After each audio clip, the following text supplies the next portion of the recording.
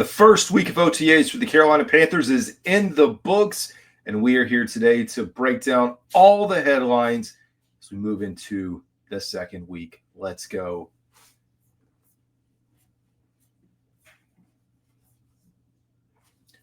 Welcome in, folks, to another edition of the Two Growls, One Roar podcast, folks. I hope you guys are doing well. Things have been hectic in my life. Some of you guys know if you follow me on social media on X. I tweeted out some of the stuff that's been going on with my dad as we've been managing that. Things are finally heading in the right direction for all of us, and we couldn't be happier to, get to this point. It's been very stressful, but again, y'all are likely not worried about any of that. So we'll get right into some Carolina Panthers talk. And unfortunately, with me dealing with everything that's been happening, I have not been able to record as much. And so it stinks because I can't get in here. You guys know I record at least 3 to 4 videos per week on whatever content is coming through. So this past week, as we look at OTAs and everything that was happening, I did get to listen to the press conferences as they were happening and, see clips, see what people are tweeting about, at least the reporters that are there, and just soak it in. And today we are going to get you caught up. And part of me getting you caught up is also getting myself caught up because there was a lot of things that happened. So they concluded this initial phase of OTAs. Remember, 27th through the 28th, the 30th, June 2nd and the 3rd, and then June 5th. So really, I'm looking at my calendar that you guys can't see, but this is it. This is the last week of OTAs. Then we will have mandatory minicamp next week, June 10th through the 12th. Now, the Carolina Panthers cut it short last year. I think they ended up only going 2 days, but lots of storylines to talk about. So we are going to get you up to speed with everything we've heard. Again, it's limited as far as what we can see. We can see the social media clips that the team posts. We get to see folks that are in attendance as far as the media that we follow, and then the information that they share with us. So we can digest, come up with our own conclusions. One thing I will tell you, no matter what your opinion is of OTAs, and no matter what your opinion is of the content, don't read too much into it. In all seriousness, well, I say that. Now, there are some, I don't remember, I think it was the Detroit Lions, probably not, no, it was the New Orleans Saints that posted a video of a running back drill, and they said, who do you think won this drill? And I got to tell you, there was a guy, I think he was number 30, I don't remember, he was slow. He was extremely slow, and he stood out in that bunch. So maybe if you do see a clip like that, you may want to okay, yeah, this guy maybe isn't going to make the roster. That isn't everything. We know one little clip isn't everything, which is the reason that I go back to that point. We see so many people, and to me it's obnoxious, that break down these 2-second clips, and I like this, and I like this, and look at how he develops all through there. I mean, we are seeing a millisecond of a full picture of a player, and we don't know about what's happening in the meeting rooms. We don't know what's happening for the time that the media is not there and all the work these guys are putting in. So anyways, it'll all come to fruition. Here in the next few months, we will know exactly what's going on. But speaking of coming to fruition, how about Bryce Young thus far into the offseason program, really taking command of the offense? This is what we have been told. He has shown discernible growth and increased comfort in his second year with Dave Canales and this system. So remember, this guy's been through a bumpy road. You go back, think about his rookie season. It's been talked about numerous times, but dealing with Frank Wright, Thomas Brown, they couldn't get a line on their playbooks. They couldn't get a line on their schemes. They couldn't get a line on who was calling the plays. Back and forth. And now you have stability under Dave Canales, who has been touted as a quarterback whisperer. At least that's what people say. And so you should genuinely feel confident. And that's like the theme. Like if you follow my show, if you listen to what I say, the theme of this offseason for the offense has been consistency and being able to, develop on where you ended last year. Where you finished and how you finished doesn't necessarily guarantee you anything for this season. We know that. But the Carolina Panthers have a very strong foundation, and now they got another year in the books under this offense, and we can only think, you know what? It's probably going to get better. And like the Panthers improved by a whole touchdown from Bryce Young's rookie season into last year. I don't think you're going to see another touchdown improvement. That would be nice, putting up 27-ish points per game. But I think 25 points, 26 points is the bar. And I do think a lot of it's going to be funneled through some of these weapons, new additions that have been brought in, and a lot of them pieces that can do different things. We look at the speed with Jimmy Horn, look at what Tetairoa McMillan can be as a number one, how this frees up Xavier, Hunter Renfrow in the mix. This is awesome if you're a Panthers fan. So Bryce Young did have a quote that I pulled speaking of the offseason in the program. He said, "It's been great again, just being able to start at a higher level now. Focus on growth rather than learning. Focus on knowing what's expected, knowing exactly the things that you've done well, and you have to continue to do well, things to improve on." Offensive coordinator Brad Idzik noted that they are now teaching Young the whys. It's teaching him the theatrics within the play, and that's it. Bryce Young, speaking of leading this offense, he is now capable, and this is coming from Idzik, of starting to drive the ship for others and get guys where they need to be because it's not new to him. And that's what you want, a confident quarterback. And same thing with Xavier Leggett. Like we heard bits and pieces of him in the same thing. Veteran presence with these guys, being under this system, having, not to think. You play your best, you do your best in any sport when you don't have to think. When you're like getting ready to go up against someone and you have to think about where am I supposed to be? Z-Cat Y 57 split, R back 5'9". When you're sitting there mentally just trying to sort through exactly what you're doing versus XYZ7 split 5'9". Oh, boom, post. I know what I got. Go do it. You line up, because then the seconds that you are spending walking out to get lined up, you're now spending those seconds like analyzing the defense. Oh, I see they got two high safeties. I see they have one safety over the top. He's playing me in man coverage. He's pressed up on me. Those are the things that happen for a player when they don't have to think. They can play the game versus, where am I supposed to be? Where am I lining up? What's my responsibility on this play? Those things matter. They really do. So the offense is evolving, adding in tools, giving Bryce Young, some tweaks, adding in wrinkles, being able to develop this further. And that was what we knew what was going to happen. Another year with Dave Canales. Hasn't been any question so far around whether Idzik eventually is going to call plays, but at least for the time being, Dave Canales calling plays. So you bring in Bryce Young, second year with Dave Canales. Now you're seeing growth. Now you're seeing leadership. And those are the things that hopefully are going to translate into more wins. Now, translating into more wins also can be attributed to this wide receiver room, which is probably the best it's been in years. Not just, I should say, more than 3 years, last 5, 6, 7 years, maybe even further. Now, it's early. We have to see production before we're going to jump down and say that, but you don't have that much of a bar to set here in Carolina.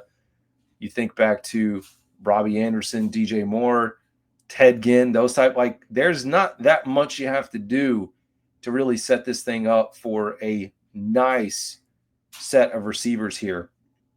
We know about the remodel all across the board. Tetairoa McMillan, Jimmy Horn Jr., and now Hunter Renfrow in the mix, in addition to some of these undrafted free agents. So the competition is there. I can tell you, as I just told you not to overanalyze the clips and the videos of players. Tetairoa McMillan has looked the part. His ability to catch the ball with his hands is like, it's nice. It's nice to see it. Like he, all those doubts and thoughts that we had about him not being the part or not fitting in or not being a first round talent, not us, but in the media, that's what was out there. He's looked it and it looks clean. Xavier Liggett is also working on catching with his hands. He mentioned that. He talked about analyzing the film, and that was going to be his focus. So it's nice. So you have Tetairoa McMillan, fast track to be your number one wide receiver this year, and the relationship with Xavier Liggett as well as Tetairoa McMillan and the entire group. It's nice. As much as David Newton at ESPN wants to push this agenda to make them have beef internally, it's not there. So that's nice. Hey, veteran wide receiver Hunter Renfrow, like we said, making the comeback here, working out, and you get to see him in motion, man, and it does not look like he's lost a step. He probably has gained a step, to be honest, considering what he was battling. And Dave Canales, he's even praised him, saying he's making huge strides and said he has a lot in his game. His releases, his top of the route setups, avoidance. Like I said, those are the things that a veteran player can do. And you, of course, have Adam Thielen, but you think about what Renfrow can do with these younger guys and how he can help guide them along, again, assuming that this is Adam Thielen's last year here in Carolina.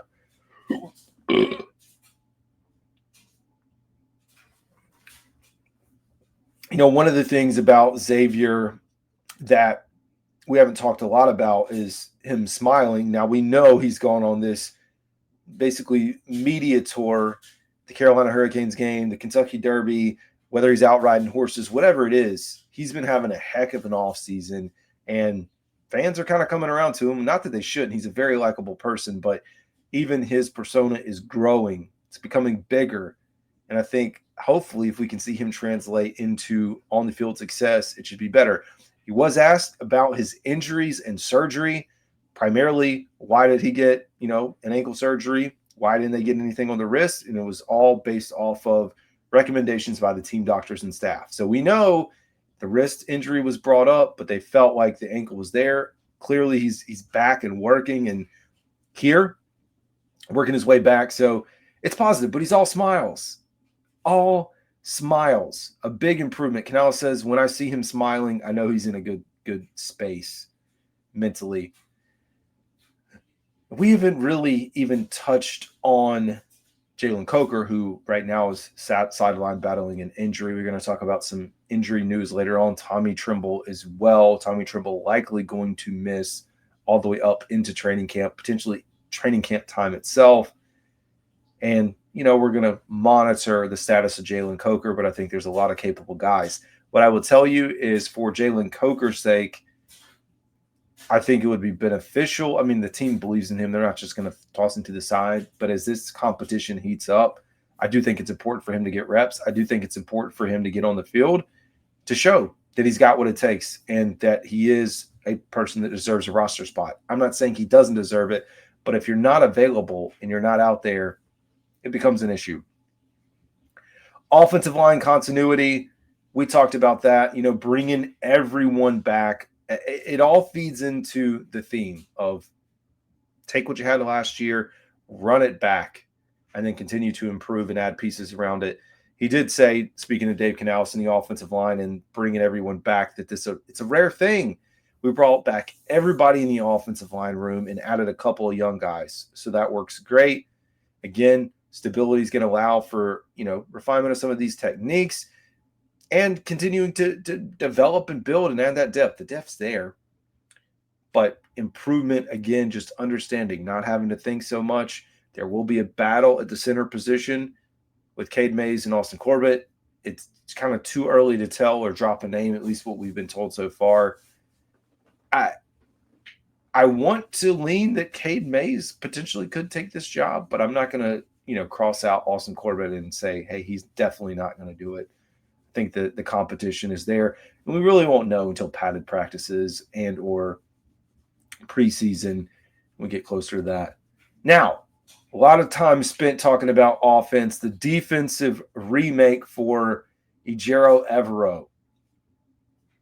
It's big year for him personally, as he could technically become a free agent coach on the market as a coordinator, or if you would hope, a chance to redeem himself and become a head coach based off of what he can do this year. He has been heavily focused on the front seven with an emphasis on being physical and coming off the ball and getting some knockback. His quote, everything that we do from year to year is always looking to improve. And it really doesn't matter how good or how bad you did the year before. You know, one of the big pieces that we've added in free agency is Tershawn Turk Wharton, who's made a strong impression. He described Evero as having a presence about him and being a diligent note taker. That's how Evero described Turk, and not the inverse of what I was saying there. He was noted as a very, very, very versatile player, strong against the run, capable of providing some pass rush. That's what we need. You bring in the interior to stop the run, your outside guys to get to the quarterback, and Nick Scorton, who has looked fantastic.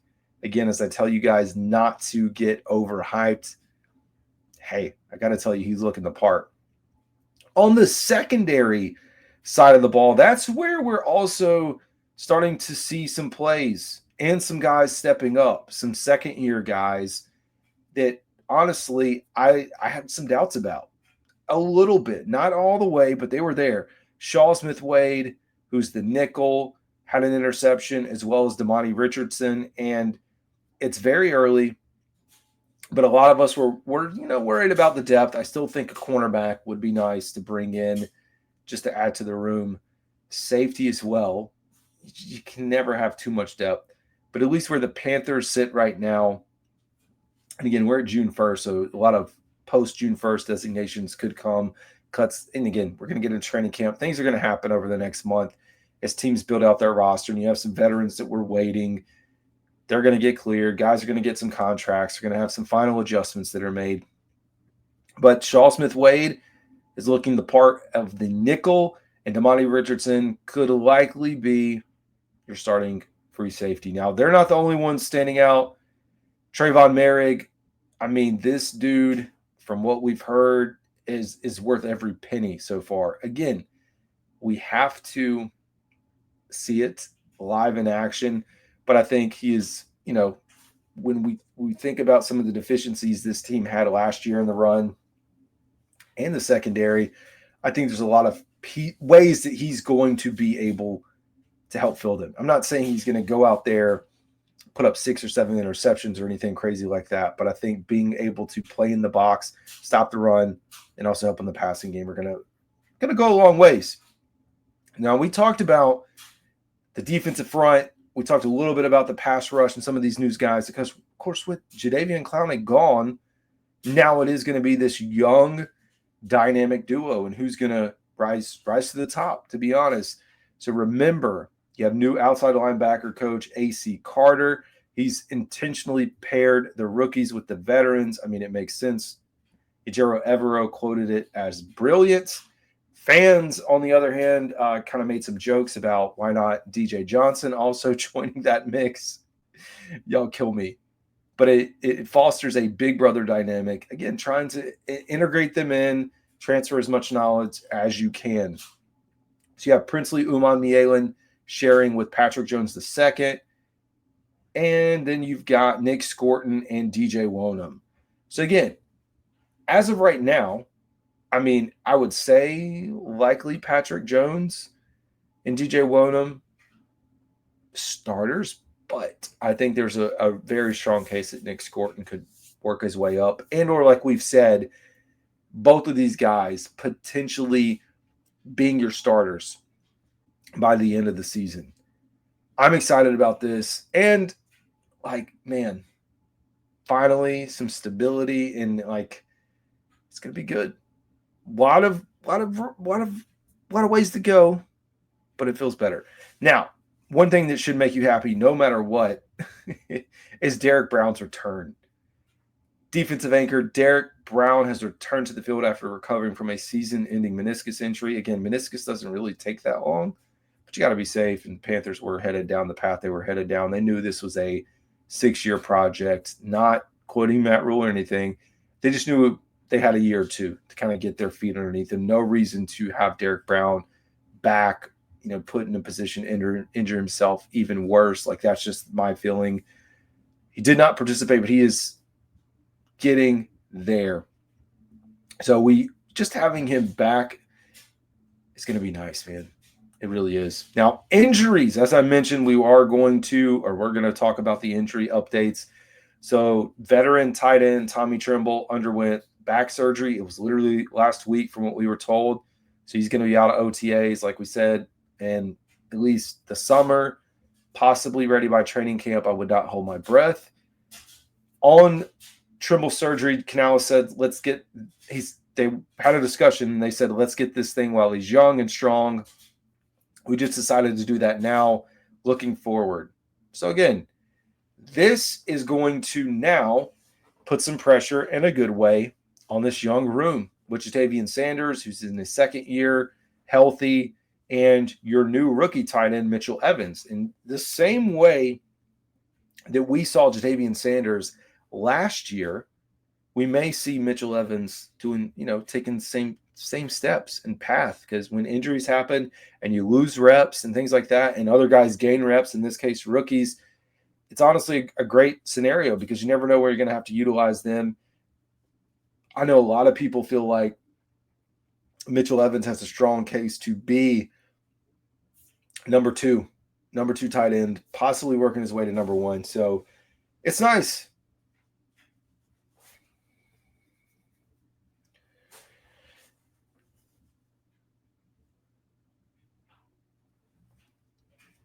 Now, we covered offense at a very high level. We've covered defense. The only other group, of course, is special teams. And right now there's a kicking competition right in the midst of this. We got an update for those that may or may not have followed that there are skinny goalposts implemented, primarily because of the ease of being able to move those around. And he even quoted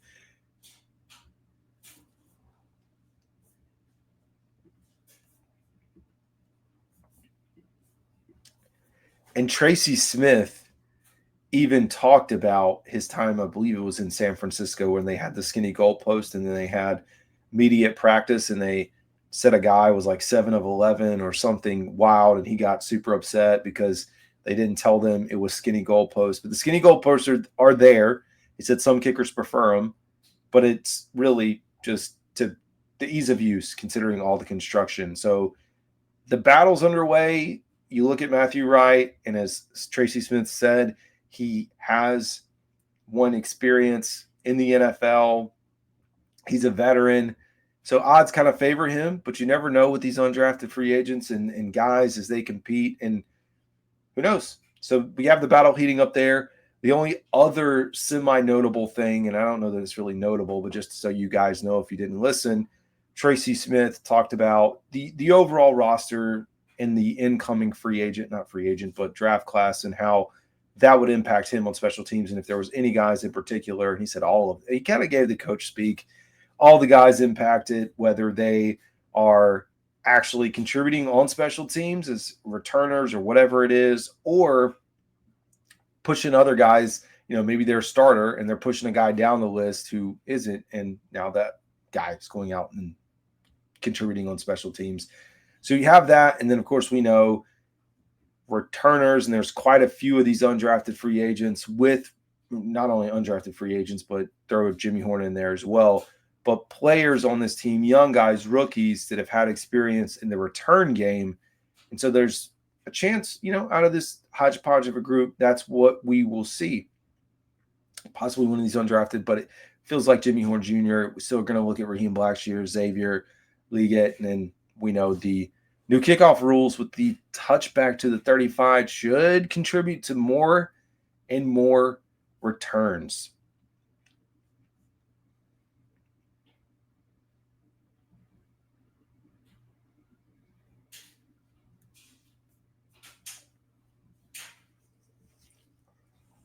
I will tell you, I'm probably in the minority here when I say this, that I am a little bit surprised that Eddie Pinheiro has not been picked up. Now, I get it. I'm not saying he's perfect, but I've been watching this thing day after day after day, the transaction wire that's reported on one of the sites that I follow, and he still hasn't made it, hasn't gotten picked up by anyone. So I guess the Panthers are heading in the right direction. We'll continue to monitor. Wright, who I believe his career field goal percentage is 87%-ish, only 55 of 63, 7-11 on 50 yards, and he's got the mental advantage, playing again, the experience, and then you have Fitzgerald coming off a fantastic senior season who has been up and down in his career, but in a good spot. So looking ahead, we covered offense, defense, special teams. What's next for the Panthers? I already told you at the beginning, but it's after this week of OTAs, as that will be wrapped up. We will have mandatory minicamp and then a long break of roughly 45-ish days or so before we head into training camp. We will, when I get there, not get to training camp, but when we start to head to this phase, we are going to do, per usual, third year in a row, full 90-man roster breakdown on every single player. That's what we do. That's how we get you guys covered. It gets harder as transactions come in, but in general, I'd say 80 to 90% of the roster is here, minus some small additions that are to come at some point. So if you're looking for some headlines, I think we'll continue to focus on wide receivers. You now have this new wrinkle in here with the tight end competition and defense. I don't know that we're really going to know how good this defense is or will be or could be until maybe joint practices. Now, we did get confirmation there's going to be a joint practice at Houston when they travel there.